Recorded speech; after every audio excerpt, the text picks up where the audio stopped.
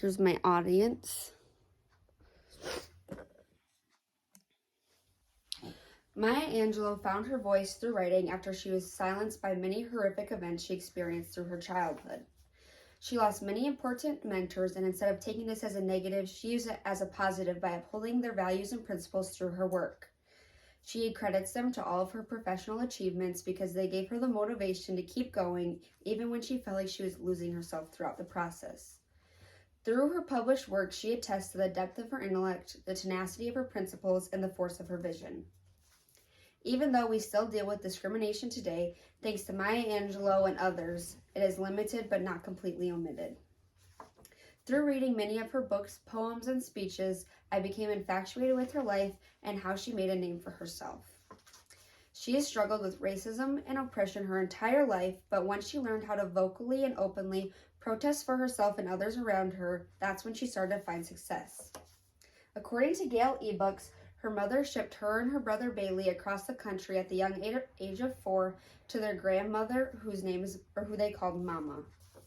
Bailey and Maya struggle with feelings of abandonment and anguish over their parents' absence, but thanks to their mama, she had a huge influence on them and became their mother figure.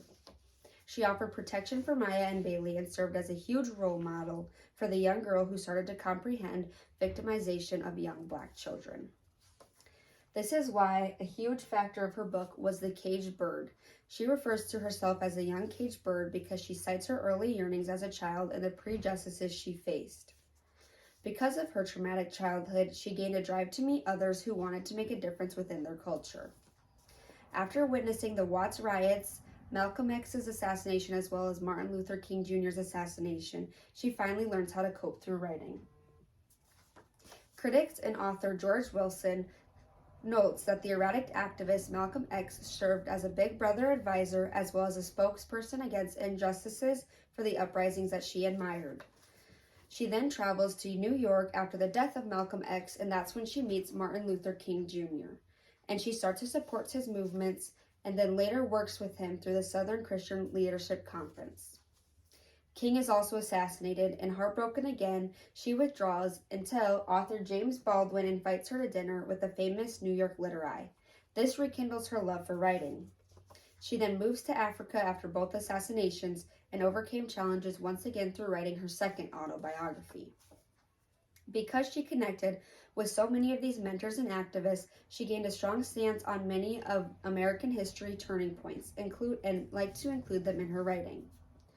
Critics Smeltzer and Bruce, in her debut autobiography, talk about how she tells the story of a young African-American girl growing up between the Great Depression and World War II. She then learns how to overcome social and personal adversity. In her small town of Arkansas, there's a clear color boundary indicated by the railroad tracks. This separates the blacks from the whites. This taught Angelou how to deal with whites properly and in a professional manner. During this time, the KKK also flourished and focused the majority of their attacks on Black Americans. She remembers hiding her disabled Uncle Willie from the Ku Klux Klan in her book, I Know Why the Caged Birds Sing. She quotes hiding him in potato and onion bins to prevent them from lynching him. In Smithsonian magazines, the popular forms of lynching during this time were hanging without trial, whipping, and tarring and feathering a person. Although she went through all these unfortunate circumstances in her life, critics praise her for depicting how events affected African American culture. Angelou's song As a Caged Bird remains a protest just like her autobiographies do, but also serve as a hymn of hope for everyone going through the same adversities that she is. Throughout her career, she inspired many, but she also left the world in a better place than when she arrived. She has added outspoken agitation against difficulties of any race to her status as a rags to riches survivor. Now that you know more about Angelou's life, do you think her efforts to free the stereotype of African American women made an impact? Yes. I agree. Instead of being a singing imprisoned bird, she now swoops and dives in an effort to free the rest of humanity from their confines.